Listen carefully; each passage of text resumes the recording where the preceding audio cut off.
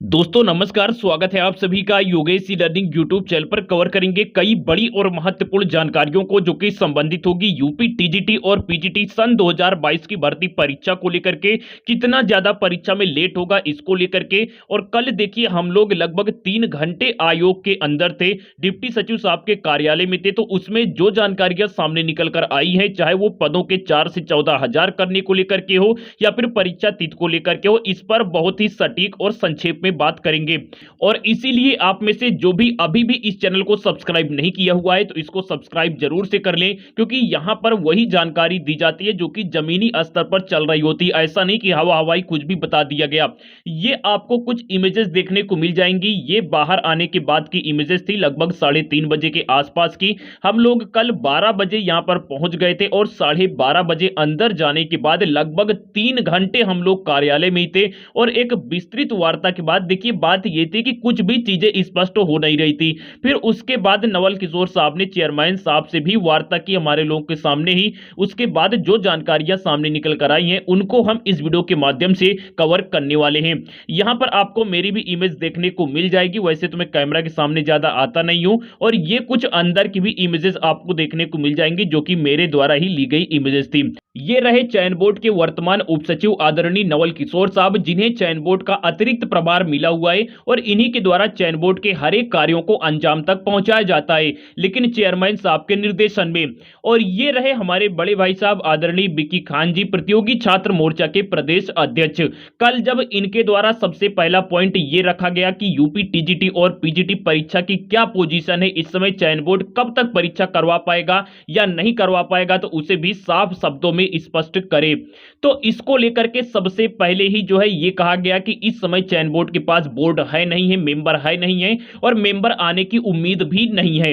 हालांकि 9 जनवरी 2023 को डेट लगी हुई है, लेकिन 16 दिसंबर को जब डेट लगी हुई थी तो उस समय सरकार की ओर से एक शॉर्ट नोटिस भी जारी की गई थी, जो नोटिस सामने नहीं आई है, पब्लिक नहीं की गई है, गोपनीय नोटिस थी।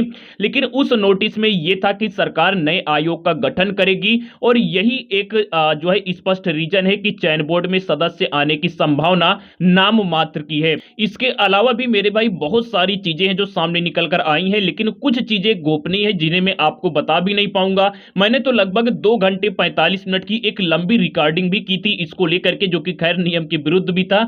लेकिन उन सारी चीजों को मैं पब्लिक या फिर सार्वजनिक नहीं कर सकता है, लेकिन जो चीजें मैं कर सकता हूं उसे मैं आपके सामने जरूर स्पष्ट करूंगा पूरी तरीके से।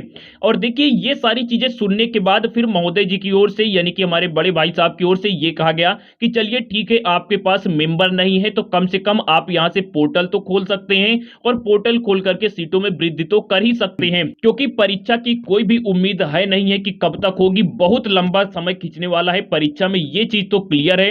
अब देखिए यहां से पोर्टल का जो एग्जाम्पल है ये उठाया गया उच्चतर से, क्योंकि उच्चतर ने अभी हाल ही में जो विज्ञापन था 2022 का, इसमें वृद्धि किया है, जबकि उच्चतर का भी विलय होना है। और उच्चतर के भी जो अध्यक्ष है इनका कार्यकाल भी 2023 फरवरी में खत्म होने वाला है। तो पोर्टल चयन बोर्ड को खोलना चाहिए और पदों में वृद्धि करना चाहिए, इसको लेकर के फिर उसके बाद नवल किशोर साहब ने चेयरमैन साहब से बात भी की, लेकिन बात करने के बावजूद भी यहां से जो चीजें थी वो स्पष्ट नहीं हो पाई हैं।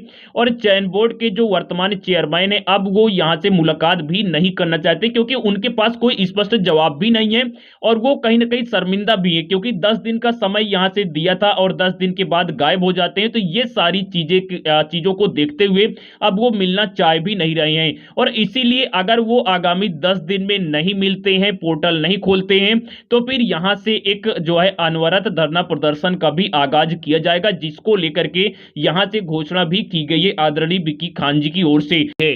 तो ये रही मेरे भाई पूरी सच्चाई जो इस समय जमीनी स्तर पर चल रही है। हो सकता है कि कई मेरी बातें आपको कड़वी भी लगी हो, तो उसके लिए मैं माफी चाहता हूं, लेकिन जो सच्चाई है वो यही है। अभी नहीं तो कुछ दिन बाद आपको यही सारी चीजें सामने निकल कर आने वाली है।